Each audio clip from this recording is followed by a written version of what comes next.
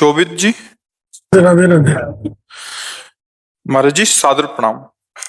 महाराज जी, अध्यात्म की तरफ चलते चलते अचानक मन विचलित सा हो जाता है, उल्टे से ख्याल आते हैं, नकारात्मक ऊर्जाएं उत्पन्न सी होती हैं महाराज। हाँ, वो चूंकि संसार का मनोरंजन उसको प्रिय लगता है, मन को मनमानी आचरण करना उसको प्रिय लगता है।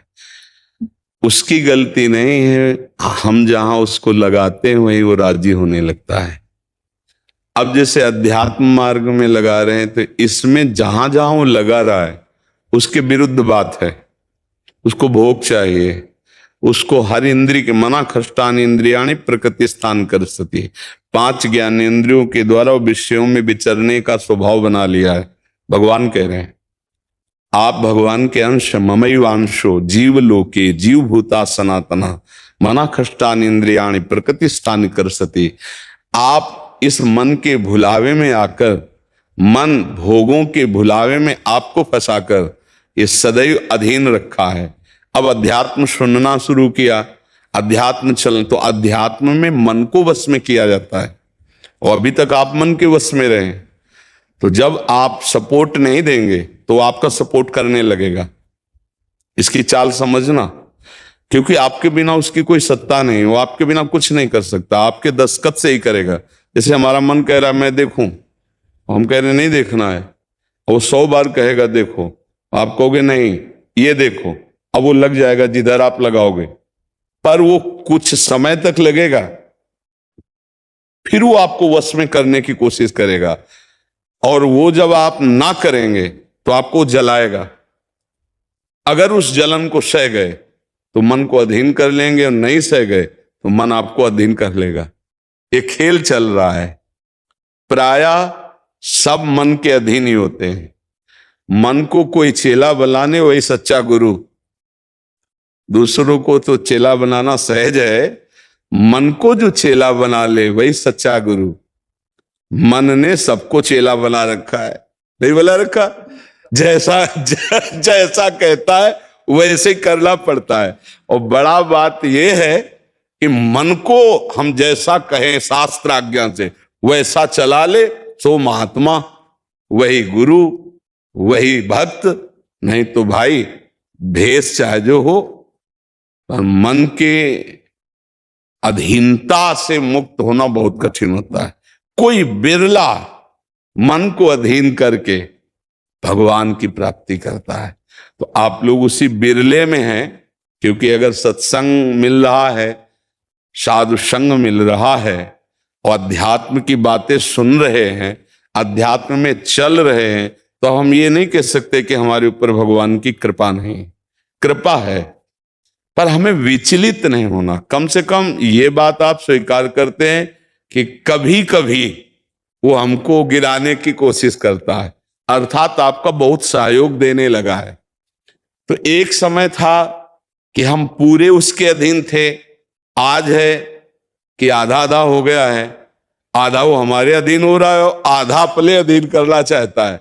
तो चढ़ाई और चढ़ते जाओ, उसके पॉइंट कम करते जाओ, अपने पॉइंट बढ़ाते जाओ कि अब 60%, अब 65%, अब 70%। फिर जिस दिन 100% तो तुम्हारे अधीन हो गया, उसी दिन भगवान के आनंद का जो स्वरूप है वो प्रकाशित कर देगा। अब ये लड़ाई बहुत जोर की है, छोटी मोटी लड़ाई नहीं है। वो छोटा मोटा शक्तिशाली नहीं, बहुत शक्तिशाली है। क्या आपको सपोर्ट देगा? राधा राधा राधा, फिर धीरे से आपके सामने रखेगा, देखो इतने दिन जब करते हुआ कोई सुख तो नहीं मिल रहा, इसको भोगो, अभी आनंद आ जाएगा। और देखो ये भोग आपके पास व्यवस्थित है, देखो ना, अभी आनंद आ जाएगा। अच्छा, अब रुका राधा नाम, अब वो उस भोग में ले गया। अब राधा नाम जपना चाहोगे तो अच्छा नहीं लगेगा, अरुचि, वो अपने अधीन करता चला जाएगा। कोई विवेकवान गुरु कृपा पात्र इसकी ये चाल समझ जाता है, अरे अरे मुझे तो पुनः फंसा रहा है, गिरा रहा है। नहीं नहीं नहीं, राधा राधा राधा राधा राधा राधा राधा राधा राधा, तब बचा जा सकता है। ले ये बहुत प्रवीण है मन, बहुत फुसला के फंसाता है। ऐसे ही फंसाता है कि देखो देख लेंगे, छुएंगे थोड़ी, नजदीक पहुंचा जिस विषय का छू लेंगे, कुछ होगा थोड़ी, और धीरे धीरे धीरे वो तुम्हें लगेगा कि यार गलती हो गई, ऐसा क्यों हो गया, ऐसा यूं हो गया कि उसकी चाल को नहीं समझ पाए हम, उसकी चाल को नहीं समझ पाए। हर एक इंद्री के साथ ये जुड़ा हुआ है। ये सुन लेंगे, ये देख लेंगे, ये छू लेंगे, ये भोग लेंगे, इन्हीं इंद्रियों के कारण हमें परमात्मा प्राप्ति नहीं हो रही। यही इंद्रियां भोगों में फंसाए हुए हैं, और उसका मुखिया ये मन है, और ये बहुत चतुर मंत्री है आपका मंत्री। पर ऐसा समझ लो कि भोला राजा और चतुर मंत्री, उसकी दुर्दशा कैसी होती राजा की। जो सलाह देता है वैसे ही कर देता है और फंसता चला जाता है, और मंत्री अपने को बलवान बनाकर केवल नाम मात्र का राजा उसको बनाए हुए सारा काम वही कर रहा है। देख लो आप, नाम मात्र के आप जीवात्मा भगवान के अंश हो, सारा काम वही मन कर रहा है। हमारा मन कर रहा है आज ये खाएं तो हम खाएं, नहीं ये मन की मांग है, तेरी मांग नहीं है। लेकिन ऐसा कौन भेद पैदा कर पाता है। अब मेरा मन कह रहा है आज ये देखा जाए, तो अब भाई देखा जाए। मेरा मन कह रहा है, तो कभी कभी मन अच्छा सपोर्ट करता है। जैसे आपको मन ने ही कहा चलो चलते हैं सत्संग में, बाबा के पास बैठते हैं वृंदावन में, तो अच्छा सपोर्ट दिया ना। वो सपोर्ट ना देता तो आप नहीं आ पाते। बस इसको अच्छे सपोर्ट के पॉइंट में लगाते रहो, और जब बुरा सपोर्ट करे उस समय सहना बहुत कठिन होता है।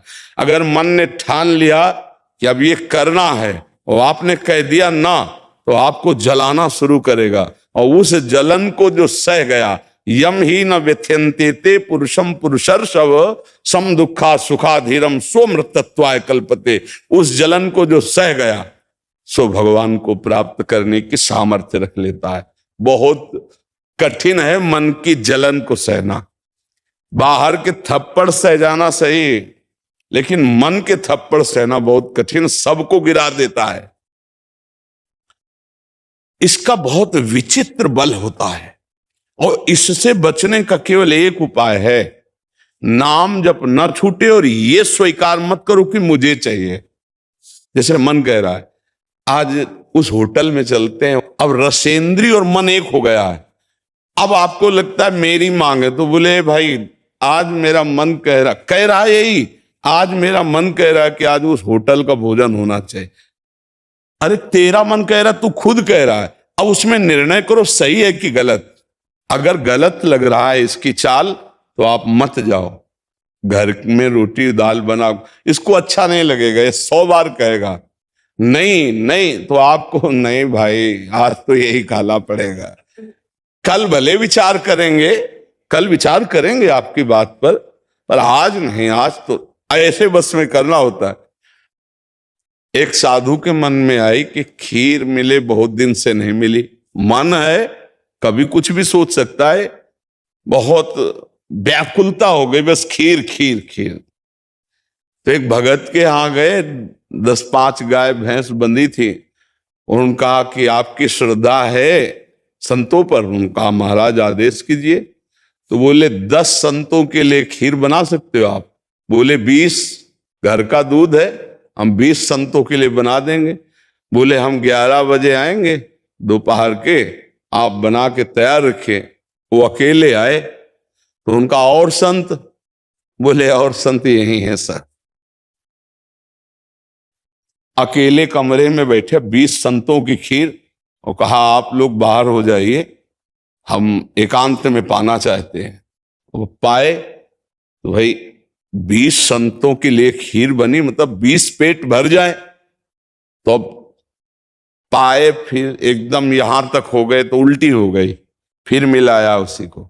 फिर मन कह रहा नहीं अब खीर नहीं चाहिए। बोले नहीं, खाओ खाओ खीर खाओ। रोमांच हो गया, नहीं खाएंगे एकदम। तो बोले जिंदगी में खीर का नाम मत लेना, जिंदगी। तो या तो ऐसे उतरो या तो ऐसे उतरो। इसको वश में करना बहुत अच्छा। एकदम विरोध भी नहीं कर सकते आप इसका, चल ही नहीं पाओगे। इसका विरोध भी एकदम नहीं कर सकते, सपोर्ट भी करना पड़ेगा। तो अच्छी बात में इसका सपोर्ट करो।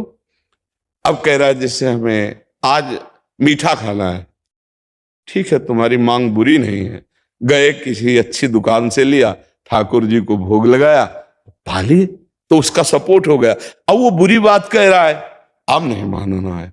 उस समय जो जलन उसे सह जाओ, बस यही साधना का है। मन को अगर अधीन कर लिया तो बात बन गई। एक हम बार बार सुनाया करते कि मन मारिया तन बस में कीना, हुआ भरम सब दूर, बाहर से कछ दिखत नाई, अंदर चमके नूर। आपो त्याग जगत में बैठे नहीं किसी से काम, उनमें तो कछु अंतर नाई, संत कहो चाहे राम। वो गृहस्थी में भी है। आप एक पत्नी व्रत लिए हुए धर्म से आप चलते हैं, दूसरी किसी माता बहन की तरफ गंदी दृष्टि नहीं, धर्म से धन कमाते, परिवार का पोषण करते, नाम जब आप महात्मा है, आप सतमार्ग के पथिक हैं, क्योंकि आप अपने प्रवृत्ति धर्म से चल रहे हैं और एक निवृत्ति में अपने धर्म से चल रहा है, तो वो महात्मा है। ऐसा महात्मा का मतलब केवल वेश से नहीं होता, महात्मा का मतलब उस लक्षण से होता है। अगर आप भागवतिक लक्षण से हैं तो आप भक्त हैं, आप वैष्णव हैं, आप महात्मा हैं। तो मनुष्य जीवन का परम लक्ष्य है मन को अधीन करके परमात्मा प्राप्ति करना। अगर मन अधीन नहीं हुआ तो परमात्मा प्राप्ति में बड़ी बाधा खड़ी हो जाती है। नाम जप करते रहो, धीरे धीरे वो बल आता रहेगा नाम जप से कि आप मन को अधीन कर लोगे। नहीं तो पीछे वाले बैच में यही कह रहे थे कि जितनी जेल भरी है ये सब मन से ही भरी है। नहीं बोले ऐसा क्यों किया? बोले मन ने कह दिया, आप क्या करें, हम तो कहते थे नहीं करना, पर इस मन ने फंसा दिया, तो बोले 20 साल की सजा, अब भोगो जेल। मन की एक हरकत ने पूरा जीवन बर्बाद कर दिया, मन की एक हरकत ने फांसी पे चढ़वा दिया। वही मन की तो हरकत है। तो हमें लगता है बहुत होश में रहा जाए। ये जो मंत्री है सलाहकार मन, इस पर नजर रखी जाए कि इसकी गलत सलाह पे दस्तखत ना करो। और अगर आप इस स्वीकृति नहीं देंगे तो कुछ नहीं कर पाएगा, पक्का समझना। आपकी स्वीकृति से ही होता है जो कुछ होता है। आप जहां कह देते हैं कि चलो अच्छा ठीक है, बस फिर आपकी कोई गम नहीं है, वो आपसे करवा के मानेगा। इतना बलवान मन है, बड़े बड़ों से करवा लेता है। आप तो मान लो गृहस्थी में हो, जिसने आजीवन भगवान का मार्ग चयन किया है उसको भूल में डाल देता है, गलत मार्ग में ले जाता है। आप तो गृहस्थी में मान लो आपसे चूक होना स्वाभाविक है, क्योंकि प्रपंच माया प्रपंच में जिसने जीवन भर के लिए नियम लिया है उससे भी चूक करवा देता है। बड़ा विचित्र मन है। हाँ, अगर मन कहीं अधीन हुआ है तो भगवान का आश्रय लेकर और विवेक के द्वारा इसे अधीन किया जाता है। और विवेक ये बाजार में मिलता नहीं है, ये सत्संग से मिलता है। जैसे आप सुन रहे हैं, बिन सत्संग विवेक न होई, और राम कृपा बिन सुलभ न सोई। सत्संग होता है भगवान की कृपा से, और सत्संग से मिलता है विवेक, और विवेक से मन का शासन निर्णय किया जाए, तू गलत सलाह दे रहा है और मेरी मांग नहीं तेरी मांग है, मैं इसको रिजेक्ट करता हूं, नहीं पास करता हूं। बस वो कुछ नहीं कर पाए। पर इतना ज्ञान नहीं रहता भैया, जहां वो मन से आज गरम गरम कचौड़ी दाल की हो और फिर चटनी हो, फिर अब आप खोज करोगे कहाँ बन रही है, हम खरीद के खाए। मन ऐसे फंसा रहा है। आप देखो ना, अपने घर में सब भोग सामग्री है, लेकिन जिनका मन, जो भजन नहीं करते, जो सत्संग नहीं करते, उनका मन गंदे आचरणों में फंसा है। घर में वो सब भोग सामग्री है, धर्म पूर्वक भोग करके वो भगवान को प्राप्त कर सकते थे, लेकिन वो अधर्माचरण, कलह, शांति घर में है, और उनका मन कहाँ ले जाता है, गंदे गंदी जगह उनको फंसा है। ये मन की चाल है। आपके घर में है, धर्म पूर्वक भोग सकते हैं, लेकिन आपसे अधर्म करवाता है, पापाचरण करवाता है। आप विचार करो क्या है इन शरीरों में, क्या है, या उन भोगों में क्या है। कितना भोगोगे, चाहे जितना भोग लो, कभी तृप्ति होने वाली नहीं। और धर्म से चलोगे तो एक दिन इनसे निवृत्ति हो जाएगी, तृप्ति तो नहीं, निवृत्ति हो जाएगी और आप प्रभु को प्यारे, प्रभु के प्रियजन बन जाएंगे। यही मनुष्य जीवन का लाभ है कि हम कमाई करने आए धर्म की, पुण्य की, नाम की, भगवान का नाम जप करके मंगल करने की, पर ये दिमाग में नहीं रहता और यही लगता है जितना धन हो जाए, जितनी भोग सामग्री हो जाए, खूब भोगे, मौज से जिए। पर अधर्म आचरण करने वाला कभी मौज से नहीं रह सकता। ये शब्द याद रखो, चिंता, भय, शोक, घबराहट और दुख, ये उसको कभी छोड़ेगा नहीं जो पाप कर्म करता है। अचानक बेमतलब की कल्पना भय की सवार रहेगी और धीरे धीरे वो मन डिप्रेशन में पहुंचने लगता है। क्यों? क्योंकि पापाचरण हो जाता है। और घर के किसी व्यक्ति से ठीक से बात नहीं करेगा। क्यों? अंदर से डिस्टर्ब हो चुका है। ये क्यों हुआ? बोले पापाचरण से हुआ। आज बहुत ज्यादा लोग डिप्रेशन में जा रहे हैं, बहुत ज्यादा लोग। इसका कारण जानते हो क्या है? यही मनमानी आचरण। मनमानी आचरण बचपन से शुरू हो जाता है, गंदा आचरण, गंदा व्यवहार, और वो दिमाग काम नहीं करता। एक प्रियता हमारे अंदर होती है कि कोई हमें प्यार करे, आप समझे ना। एक हमारे अंदर प्रेम की मांग होती है कि कोई हमें प्यार करे। नौ किशोर अवस्था में, जब यौवन अवस्था का, अगर उस समय हमें गलत संग मिल गया तो विक्षिप्त हो जाता है चित्त। अच्छा, प्यार कोई समझ पावे तो मुश्किल की बात है। प्रेम का निर्वाह तो सिर्फ भगवान करते हैं, या भगवान प्रदत्त ऐसा कोई दे दे जो प्रेम का निर्वाह करे। नहीं, अपने हृदय से जिसको हम प्रेम करते हैं और वो कहीं दूसरी जगह देख रहा है, अब विक्षिप्त हो जाएगा वो व्यक्ति, नहीं हो जाएगा। और ये प्राय बहुत तायत में हो रहा है। क्यों?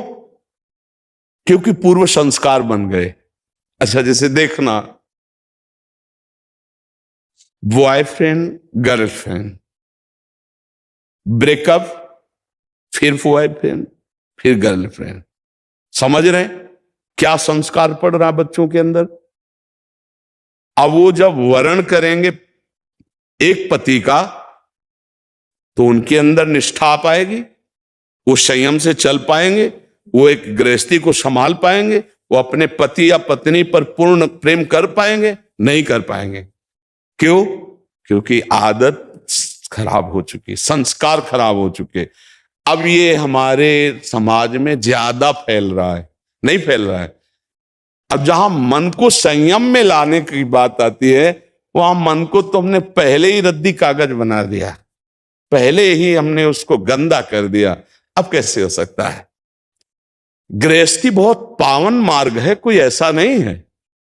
मान लो पवित्र शरीर दोनों के हैं और फिर धर्म से ग्रहण किया गया, वो फिर एक अच्छी गृहस्थी बनती है। अब पहले ही, इसलिए भाई बहुत संभालने की जरूरत। आप तो बड़े भाग्यशाली जो अध्यात्म में इस बात को समझ रहे, नहीं तो आज हमारा समाज थोड़ा गलत रास्ते की तरफ जा रहा है, गलत मार्ग है जिसको कोई समझ नहीं रहा। हमारे नवीन नवीन बच्चे, नवीन नवीन बच्चियां, नवीन नवीन भाई इस भूल में फंस गए कि ये सुख है और ये भोगना मतलब जीवन का लाभ है।